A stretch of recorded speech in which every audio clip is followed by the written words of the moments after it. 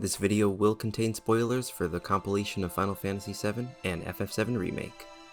Final Fantasy VII Remake is unlike any other project. Through a unique culmination of cultural relevance, what's being attempted with the Remake project is fairly groundbreaking. The closest other piece of media to do something along the lines of what Remake is doing would be the Evangelion Rebuild films, a group of creators taking their original work and, through the outward appearance of a remake, instead actually transform it into not only a continuation of the original material, but a retelling of events already experienced by an audience. But not the entire audience. I'm Captain Cosmic, and today we're talking about writing for perspectives and the unprecedented position Square now finds itself with the Remake project. Alright, let's dive into it. So first, we have to establish what categories of audience that exist for Final Fantasy VII Remake.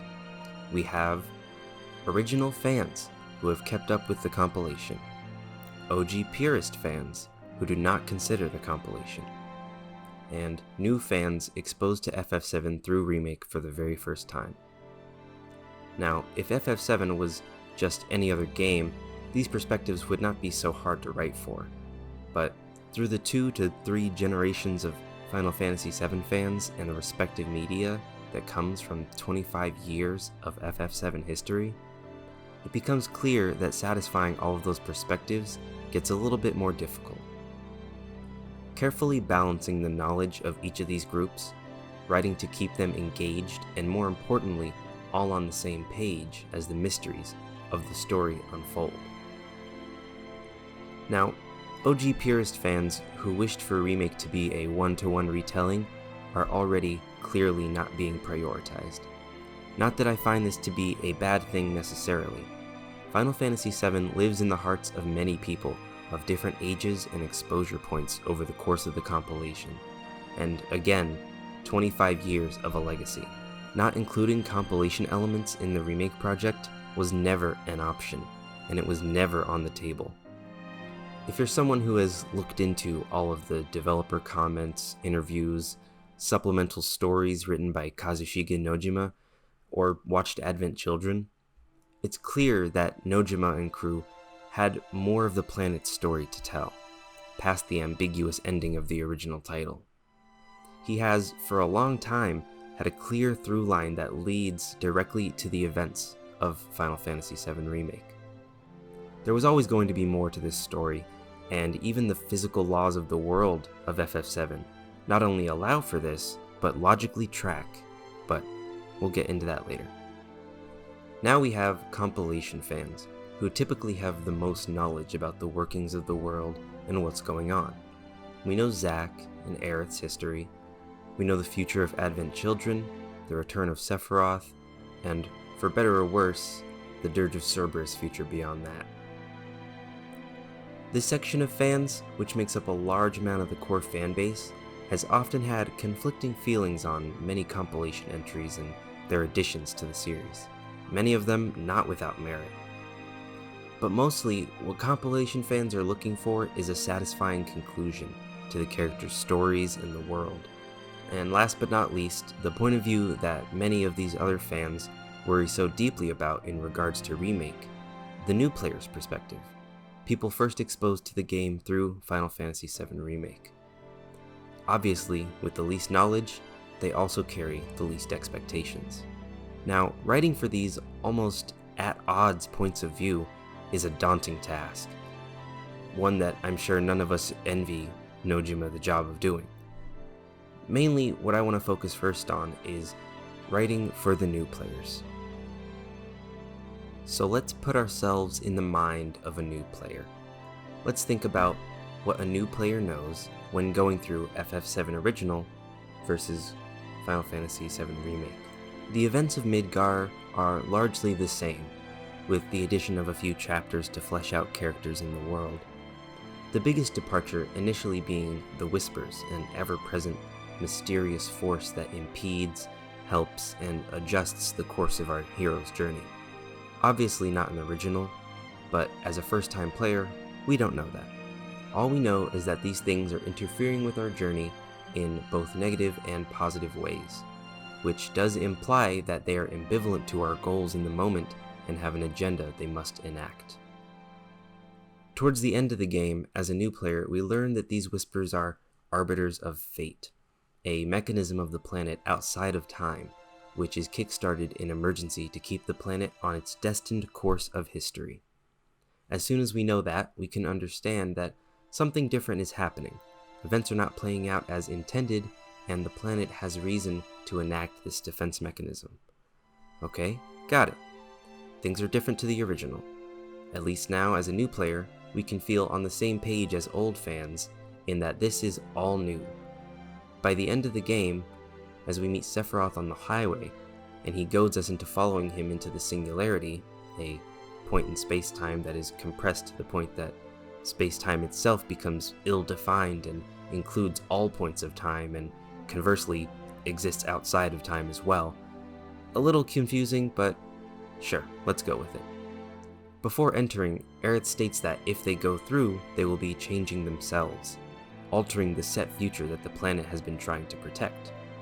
And as they fight the Whispers, the timeline police of the planet, they gain glimpses of the future, all of which are unknown to a new player and our main characters. All of this, of course, is a massive deviation from the original, which we can now understand to be a totally separate version of events, which we are trying to change through this victory. For compilation and OG fans, this is very significant. It's a clear message that we did not defeat Sephiroth and Jenova 25 years ago, nor did Cloud defeat him in Advent Children, just as Cloud didn't fully defeat him in Nibelheim. As long as Sephiroth can hold on to his consciousness in the life stream, he can return. He's done it twice before, each time leading to his defeat and send-off back to the life stream. A vicious cycle we've seen in the compilation as a whole that cannot be broken with events playing out as they are meant to by the lifespan of the planet. So far, everything tracks and makes sense.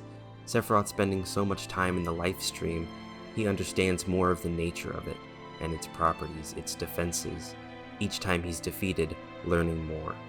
He learns about the properties of time that it also adheres to. And so he sends his future self's consciousness back into the past in order to change events so that he wins. A really cool idea that logically fits into what we know about the life stream and Gaia. Anyways, as we defeat the Whispers and successfully beat the planet's pre-destiny, we are now put on a blank page, with the future uncertain. As a new player, I'll admit the delivery of all this information can go a little fast and be confusing on a first playthrough. But it's very clear that by the end of Final Fantasy VII Remake, from here on, old fans and new are on a similar level of knowledge as to what will truly happen moving forward. This is an important distinction, as now we have united our whole audience in the mystery of how our heroes will overcome this threat, and given new content to older fans to speculate on how the future will change from what happened before the Singularity event. Now, something I want to address. I've heard many OG fans and compilation fans rant about how confused new players must be at the big twist at the end. You know, Zack's victory. Saying that new people will have no idea who this guy is that looks like Cloud but with black hair, he has his sword, it's a big spoiler for Cloud's identity crisis. But let's keep in mind, what did we know of Zack in the original? The first time we see him in the photograph in Nibelheim, we have a similar reaction.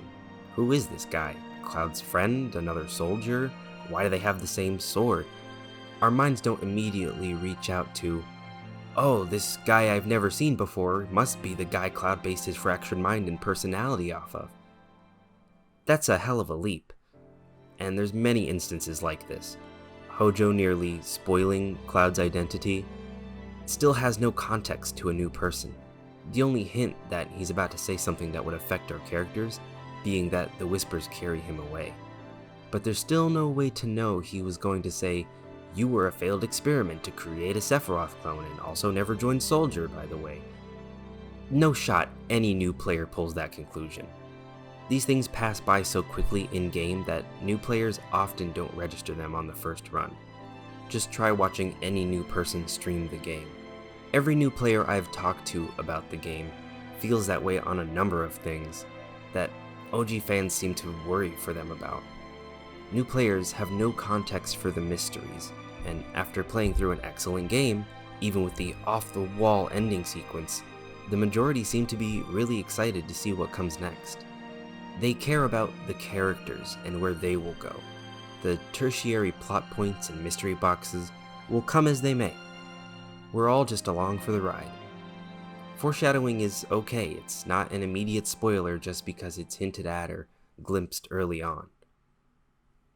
I understand the apprehension. Older fans can get defensive about FF7 and how it's perceived because, well, let's be honest, it wasn't always cool to like it.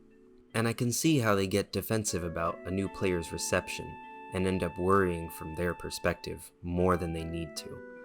That's obviously not always the case. Some fans just want their beloved story intact, which is totally fair. Just know that new players don't have the context to even be upset with those changes, or to be shown things they don't understand yet. A very prevalent aspect of the original game being that our characters don't understand what's happening yet. Just like us, they see things they don't comprehend and have to go on the journey to see those threads to their conclusions. Many new players have even moved on to other entries in the franchise to get that context and enrich their experience moving forward with Rebirth. I believe this was one of the desired effects. In my opinion, Nojima has done a pretty good job threading the needle of writing the story in a way that makes sense to old players and new players, and putting them on the same footing. Not perfect, but again, not an easy task, especially with such a deep and complex story, with so many years of history to think about. To transform your work in a way that doesn't invalidate the original, but allows you freedom to make improvements or execute ideas not possible in 1996, all while doing it within lore, that's incredible. Not even the Evangelion rebuild took such a hard road approach. It would have been easy to simply make the story with new changes and just called it new updated canon like it's Star Wars, or even to just execute the same game they made 35 years ago. But Nojima and Nomura and co. are creatives who want to challenge themselves to top their younger selves, and I don't believe they would have taken on such a high-risk task if they didn't have a solid understanding of their own world, characters, and audience, and an idea that would elevate the original material. It's clear they wanted to keep us guessing until the very end, or at least in between titles, no matter your level of knowledge of the original. There are layers of mystery and intrigue to Final Fantasy VII that some players will never get to, but it's there, nonetheless. For example, the fact that Rufus Shinra basically secretly created Avalanche to usurp his father. Not in the original source material, but the depth is there in the compilation as you search deeper. None of which really affects the main through line of the story that our characters go through, and the events that they witness along their journey. These layers of mystery in the world are always present, and that's reflected in Remake as well. It's up to you how much you want to know going into this unknown journey. The information is out there, but even within that, there are yet more mysteries never fully disclosed. The Remake project is an attempt at an all-encompassing, definitive piece that I'm sure will answer all the mysteries that Nojima and crew have been sprinkling across the last 25 years of Final Fantasy VII content. And the idea of making something enjoyable to follow and stick with and theorize about, no matter what your attachment to FF7 is an admirable one. As for how this new journey will pan out and be executed, and if it can stand shoulder to shoulder with the original source material, well, we'll just have to wait and see. Either way, there ain't no stopping this train we're on. Thanks for watching, everybody. Cosmic out.